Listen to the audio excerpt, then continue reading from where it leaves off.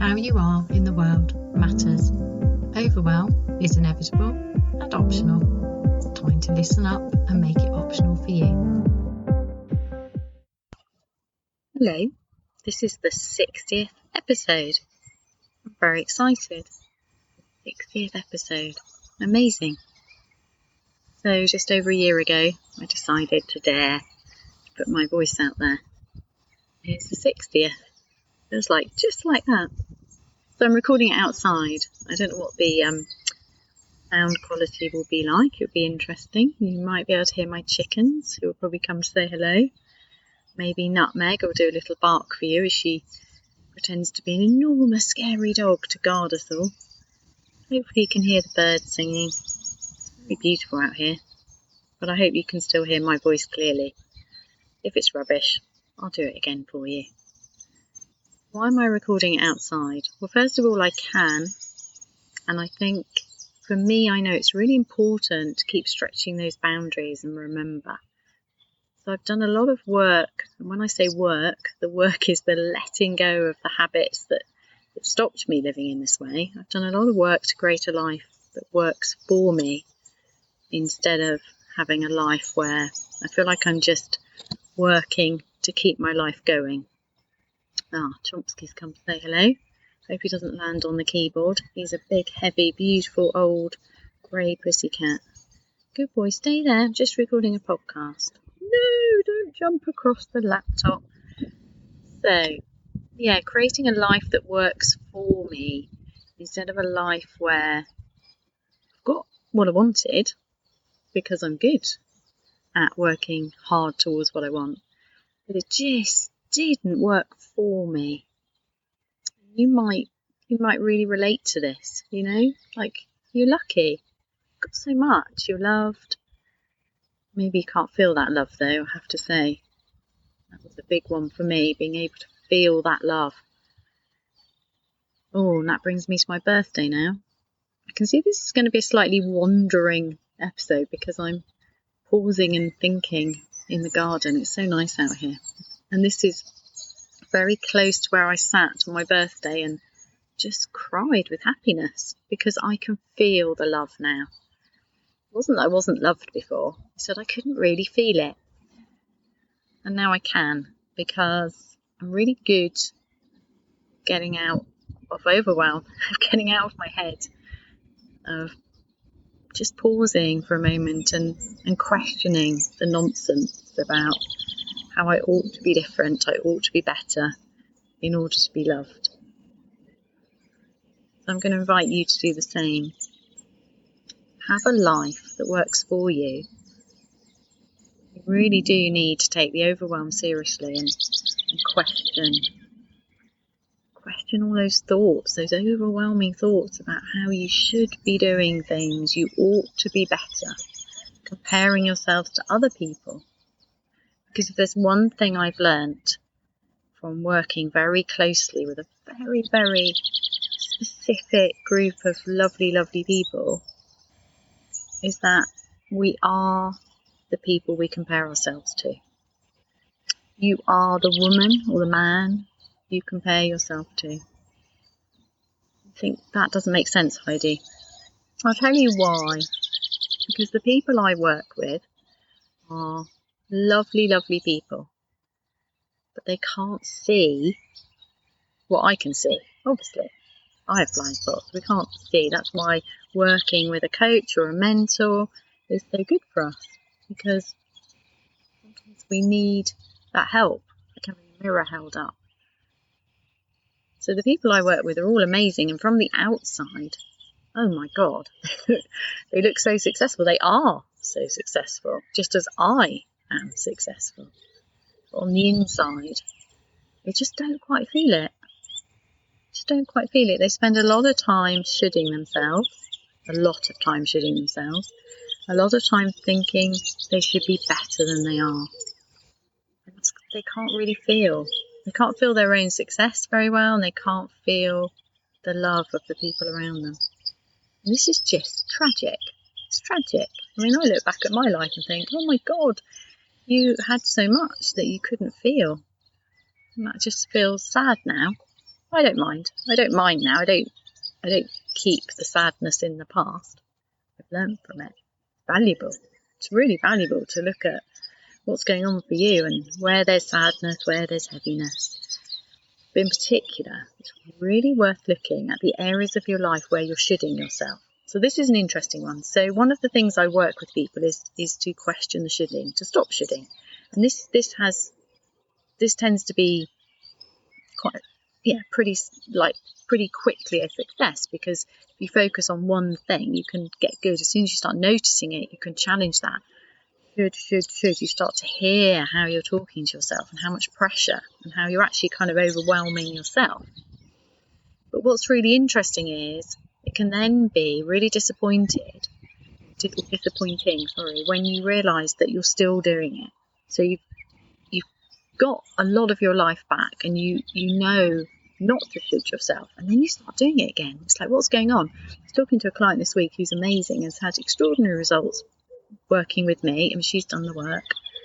And then she was really disappointed because she started shoulding herself again, and she knows not to do this. And then there's like this internal range of, oh my goodness, why do I keep shoulding myself? And it's because she's aiming higher. And I think this is an important point. So it's easy to look at other people and think, well, they're doing better than me. As soon as you do that, beware. That's overwhelm. That's your kind of overwhelming thoughts of, I think it comes from a not feeling good enough, not valuing ourselves, a lack of self-love, which I think really does need to be a disciplined practice. Loving ourselves first. So yeah, that it's interesting that we kind of think that we should be able to do this kind of work. This is for me as well. So you don't compare yourself to me and think, oh, Heidi's so zen-like and successful. I still should myself. What's different is I don't do it as much, and I notice quicker. So it takes me a while. Did it a lot yesterday. It was exhausting, and then I realised, and then I was suddenly free and dancing spontaneously. That's what was going on. So it takes less time. So I probably shoulded myself for years previously, until I managed to get completely overwhelmed and burn out. Now it's raising its ugly head, that old habitual pattern. Whenever I try and up level, whenever I go for the next thing I want, the next thing that my heart longs for. So why did it happen yesterday? Well, it happened yesterday because I really wanted to send an email out to my lovely list. Lovely group of people. And it's about my new program that's coming up. And because I've poured my heart into this, and it's even better than the last thing I launched. So the last big launch I did was my membership, which was a year ago. This is even better. I've really gone for it. I've looked at. So I talked to all the people in the membership, and they all had amazing things to say. And then I just thought, but how could we have done this better? How could we have made it easier? How could I got there faster for them? Made it, just like gone deeper, faster. Like transformation's important. Life to be led. These people are important to me. So I did all that, and I worked really hard. I went on a real deep internal journey of asking, how can I turn up in the world with even better things to offer? And so I've done that, and now I've got to launch it and tell people, oh my God, the fear, the anxiety, the who am I to be doing this? I shouldn't be like this. It should be easy. I should be able to do this. What are you talking about? You're not walking your walk. All of those questions, all of that questioning of myself.